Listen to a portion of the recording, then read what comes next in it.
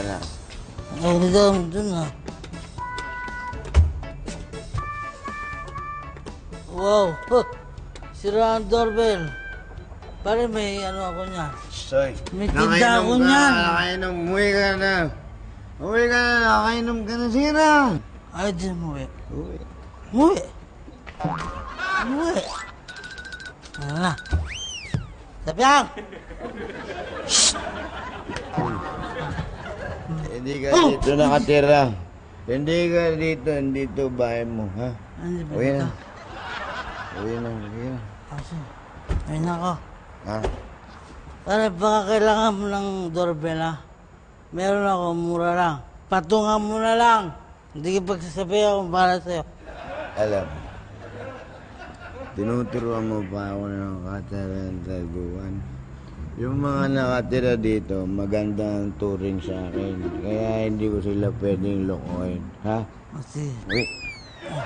Sige na! ay, mura nga! Dito. Ay, nga. Saan kaya naman pupunta? Ito nga. Ate ako nagkala. Bahala ka sa buhay mo. Ba't di ka pa papapasok? Ba't ako papasok ko? Hindi gusto mo, makakuli na kayo dyan. Pasok.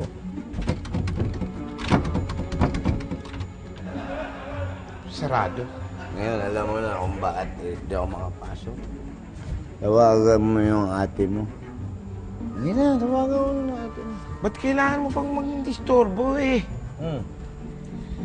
Gamitin mo lang yung doorbell. Ah, sige. Doorbell mo. Doorbell mo.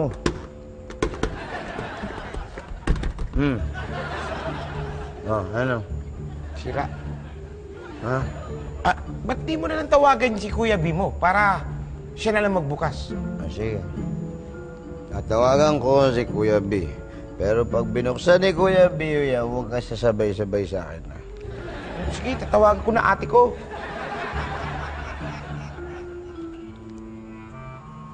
The number you dialed cannot be reached. The number you dialed cannot be Kuya B. Ate Lab! Kuya B. Ate Lab! Okay, ready when you are. Kanina pa kita kinukunan. Ha? Ba't naman di ka man lang nag-action para alam ko kung kailan ako a-action. Ah, kailangan ba nun? Parang shooting? Oo naman. Paano ko malalaman kung kailan nga ako a-action? Ay, sige, ito na, ito Okay. na. Ito na. Action! Teka! Ano ba?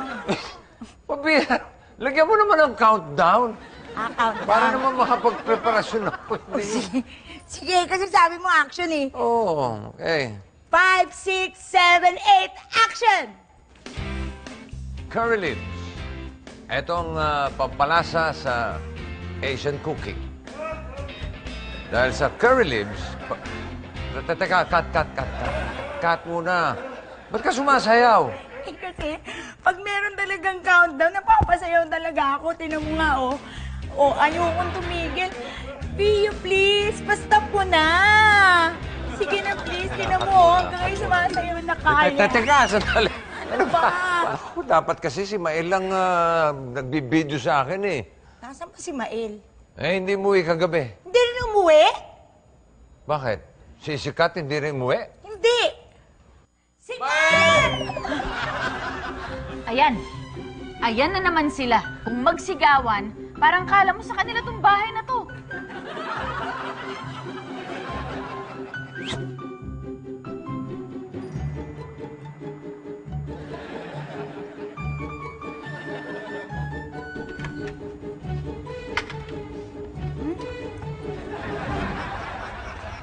Uy, Mael. Mael, gising. Gising, uy. Ano ba yan? Ba't diyan ka natulog? Eh, tampo ka na naman. Teka. Ngayon pa lang ako magtatampo. Uy, bakit nandiyan ka? Ano problema nun? Paano? Kagabi pa kami kumakatok at tumatawag sa cellphone nyo. Di nyo kami pinagbuksan. Oo.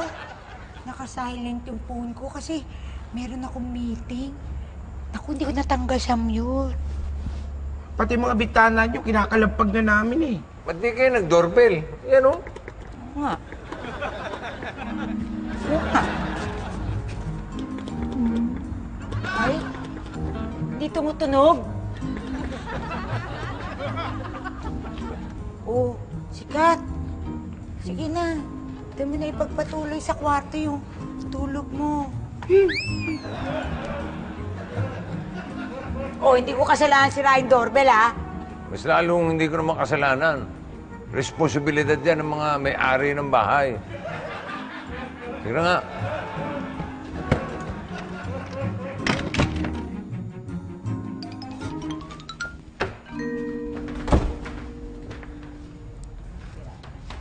Gaya niyan, tingnan mo.